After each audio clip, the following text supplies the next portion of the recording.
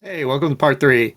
So in this section, we are going to cover grids and how to create your, 9x9 grid. And then we're also going to cover maybe some special effects like blending tools or some layer effects to kind of create break up the grid a little bit and give you some extra tools that are really cool. This is pretty cool. I mean, it's acceptable. It uses all the tools, but let's push it. Let's take it up a notch and kind of get freaky with it. So we are going to start dragging stuff. Actually, let's unlock our pattern layer, drag things off the page. Let's put this guy back.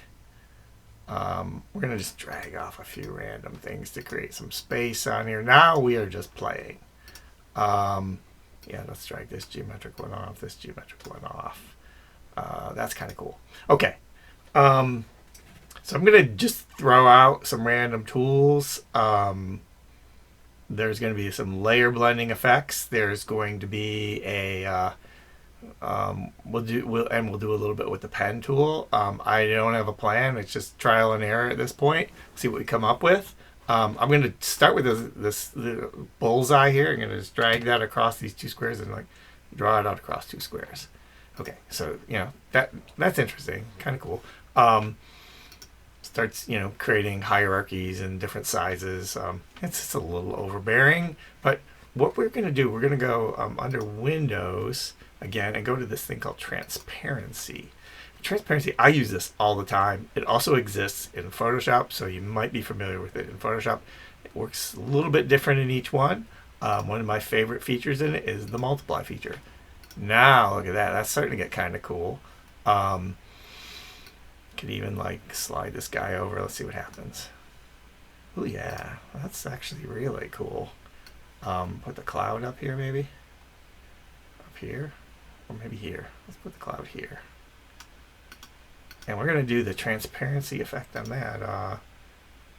Multiply, maybe. There's another one that's really useful called screen. Yeah, that's cool. Look at that. That's starting to look really cool.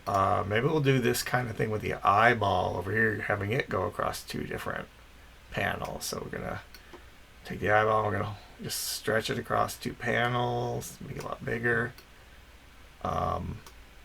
Let's just kind of play around with some of these different transparency effects. We could make it maybe a little bit, there's an opacity layer or effect. Let's turn it to 60, see what happens. So it gets kind of clear. Let's start with it being more solid. Let's do 80. Give some transparency, and then some color burn. No, don't like color burn. Overlay. No, don't like overlay. Hard light. Color burn. Screen's actually pretty cool.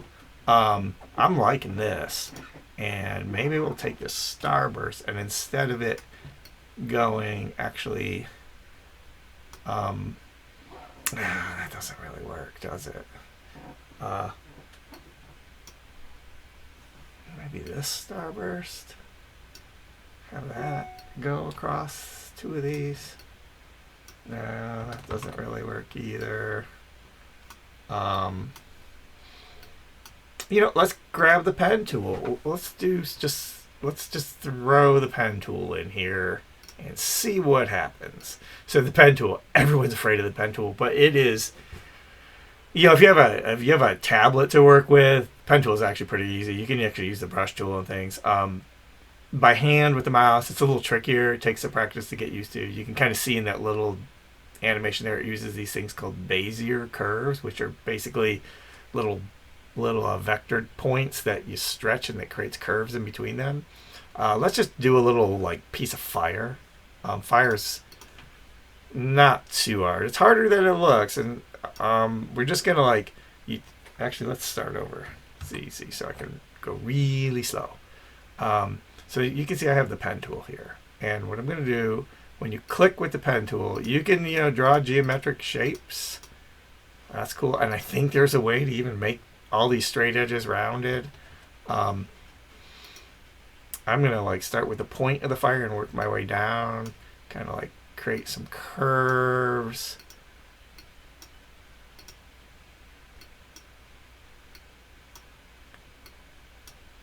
a lot of tutorials online for how to use the pen tool, so I'm sure you could find that. And I will go over it more in the future. Particularly, you wouldn't think it's super useful in Photoshop, but it has a lot of uses. That's a kind of, and you can kind of re-click on the points with the direct select tool. It's an okay flame. Let's change the flame to orange with our swatches that are buried in somewhere in my, I'm going to have to go to the Windows swatches again. Somewhere here, I've got my orange swatch. There we go. Got some fire in there.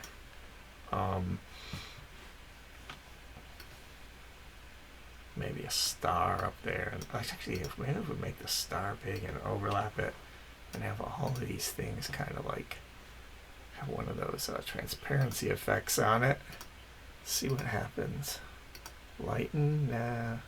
Let's go with a hard light, no. Color burn, no.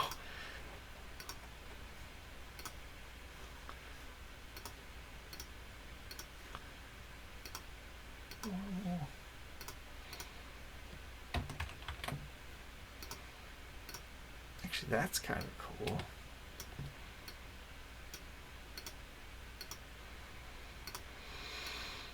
So again, I'm just kind of playing around with different ideas.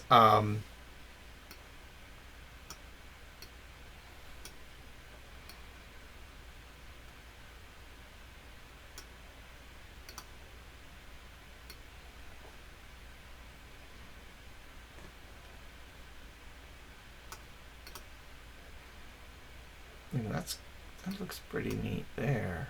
Maybe the fire should be like up here. No, maybe I don't like the fire so much. No,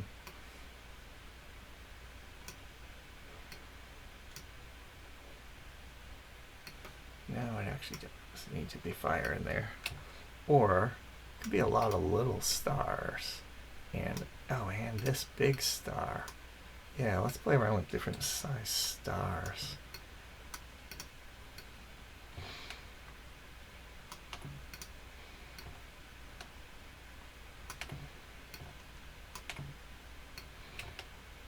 Again, I'm just kind of randomly playing, stretching different sizes and shapes of stars, using the Option key to like constantly be copying them.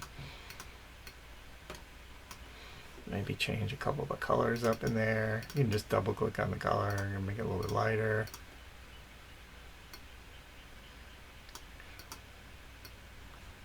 Actually, I think maybe this is about, kind of proportions here, getting things to look right.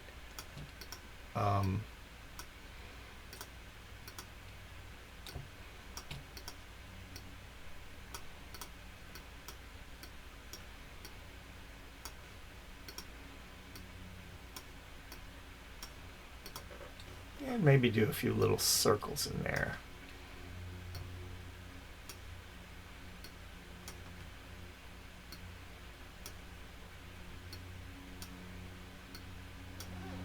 There. That's kind of cool. Yeah. So yeah, and you could just keep playing around. You may even start getting some ideas of like, I'm going to like create there's no right or wrong answer for this. It's up to you. This is basically just experiment and like learn and practice with the tools. I think that's it.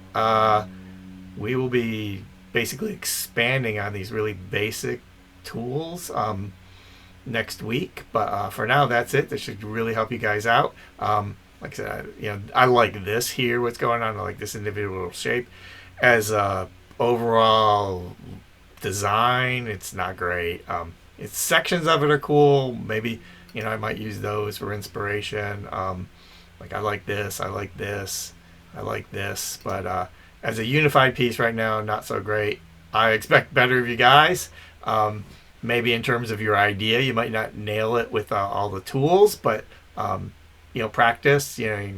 maybe go, God, I wish I could do this. And I think we'll spend a little bit extra time with these tools in the second week, and then the first half of the class, and then the last half of the class, we're gonna look at how to import some of those things I was pointing out on the posters, how to get like some hand drawn looking pieces and brushes and stuff inside of like these really simple shapes to give it more of a human, realistic, natural sort of feeling. So I'll see you in class next week. Hey, so I'm going to show you one more thing. I wasn't really happy with the design and decided maybe there's something else we can add to it. So let's go. First, let's get rid of all these little stars. And I've actually learned a few things about how to do this demonstration program. So there may be a few things that we can use in it. Always learning new things. Okay. So right now we've got this cool, just a blank space here. I think maybe to personalize some of your designs, and we might even go like one more week on the project or do some follow-up tweaks to it for the second or third week. I'm going to show you how to import a photo. Importing photos is easy. It's kind of the next thing that we're going to be learning, how to combine Photoshop and Illustrator. But I'm really big into dinosaurs.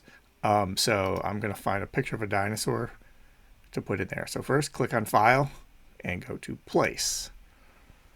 And Rainbow Wheel of Death. There we go. I pulled some aside and threw them on my desktop. Let's find a cool one in here.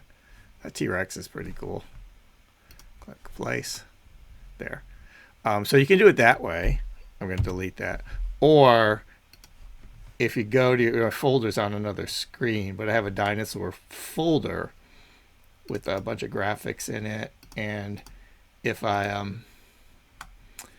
like take that folder and just drag the image from the folder into Adobe Illustrator, you can put it in there that way too.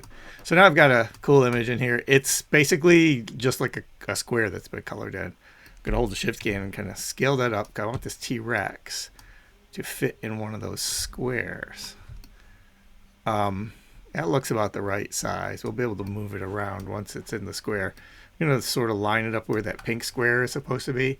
Then we're going to go to Object, Arrange, and Send to Back. Looks like it might be on a different layer. Scope and Windows, Layers. Yeah, it is. Actually going to have to cut that X and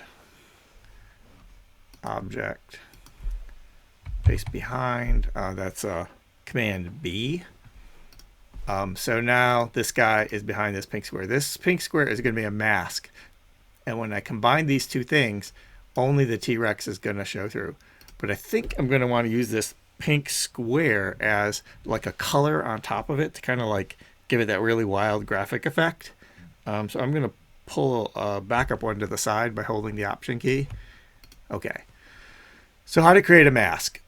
You basically have a square, which is your mask. It could be any shape. It could be this star. It could be any shape. It's just one basic shape. And then you hold the Shift key and select the image behind it.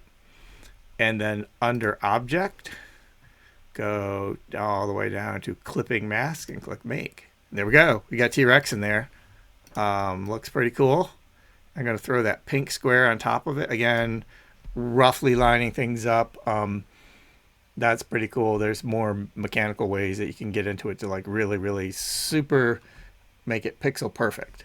The next thing we're going to look at is a thing called transparency, which is in Windows near the bottom. Transparency pulls up this menu. When it's just filled normally, it says normal. You can make it a little bit transparent here with opacity. Let's like if we typed it 70 and then hit return, shows through a little bit. I don't really want that. I love playing around with these transparency effects.